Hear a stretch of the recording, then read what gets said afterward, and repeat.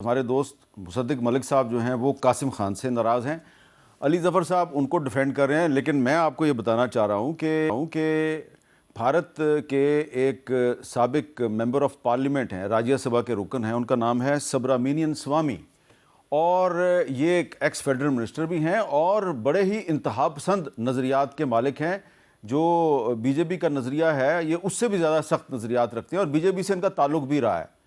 इन्होंने अपने मुल्क के प्राइम मिनिस्टर नरेंद्र मोदी के बारे में कुछ ऐसी बातें कर दी हैं जो मुझे टीवी की स्क्रीन पर चलाते हुए भी थोड़ी सी शर्म आ रही है।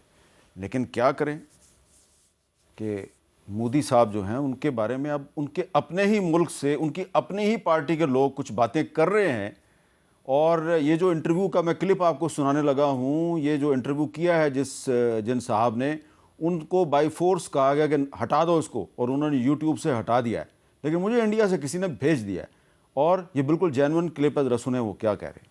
प्रिस्टीन फाइल में भारत के लोगों के नाम आने लगे तो बड़ा हम दुखी हुआ। 3-3 साल की बच्चियों को के साथ सेक्स कर रहे हैं तो मुझे बड़ा आश्चर्य हो जब भारत के लोगों के नाम आने चाहिए, लेकिन इनके नाम आने की जरूरत क्या थी। देखो, ये एक बीमारी है। मैं 3-4 नाम महिला के दे सकते हैं जो एमपी बने हैं, वो जाकर सोना पड़ा उनके साथ, मोदी के साथ। एक मिनिस्टर बने सोकर। एप्स्टीन तो वहाँ ये जैसे जीबी रोड में चलती है वैसे वो चला रहा था, लोग जा रहे थे वहाँ। कौन कौन इंडिया से जानते थे, बड़ी लिस्ट है, बट उसको अभी छोड़ दें। पहले बड़ा आदमी को पकड़ो। जी, सुब्रमण्यम स्वामी साहब कह रहे हैं पहले अपना मोदी साहब को पकड़ो। जिन ख़वातीन के साथ वो गुलछरे उड़ाते रहे उनको पार्लियामेंट का मेंबर बनाया गया, उनमें से एक को मिनिस्टर भी बना दिया गया। मुसद्दिक मलिक साहब ये जो इस वक्त इंटरनेशनल सिचुएशन है, इसमें पाकिस्तान तो डिप्लोमेटिक एफर्ट्स कर रहा है, और लेकिन मोदी साहब कुछ और ही कर रहे हैं।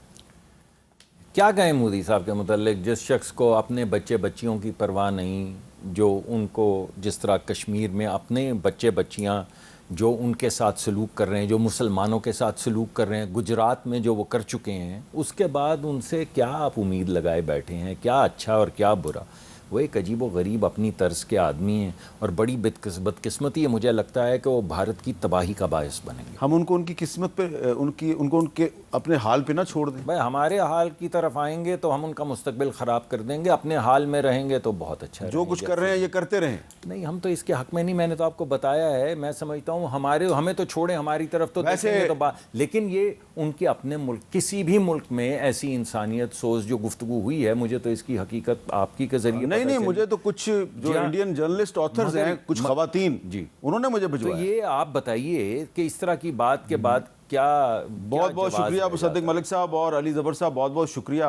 हमें दूसरे के घर में नहीं झांकना चाहिए, लेकिन ये जिस घर से मेरे पास ये इन्फॉर्मेशन आई है, तो एक बहुत बड़ी ऑथर हैं इंडिया की और जर्नलिस्ट हैं, उन्होंने मुझे क्लिप भेजा और उन्होंने कहा कि हमारे मुल्क में तो ये चलेगा नहीं, आप ही ज़रा चला दें, यह आपकी बहुत बड़ी फेवर होगी हमारे साथ। आप हमारे हमसाए हैं, दुश्मन भी हैं, लेकिन इस मामले में तो आपको हमारा साथ देना चाहिए कि हमारी जो महिलाएं हैं यानी औरतें हैं, उनकी इज़्ज़त ख़तरे में है। और ख़तरा कौन है?